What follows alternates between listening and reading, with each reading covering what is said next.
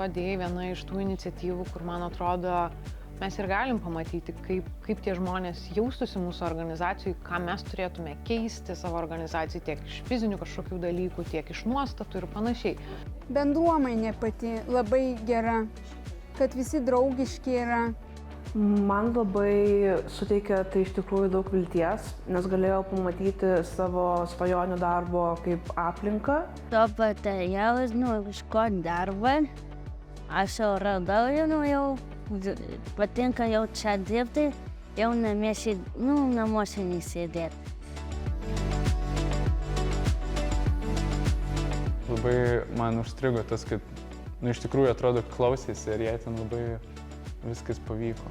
Na, aš jau duodėjai dalyvau pernai metais. Na ir ši diena man paliko didelį įspūdį. Vien tik dėl to, kad turi galimybę išlįsti iš savo komforto zonos. O tai, manau, yra svarbiausia, norint kažko pasiekti.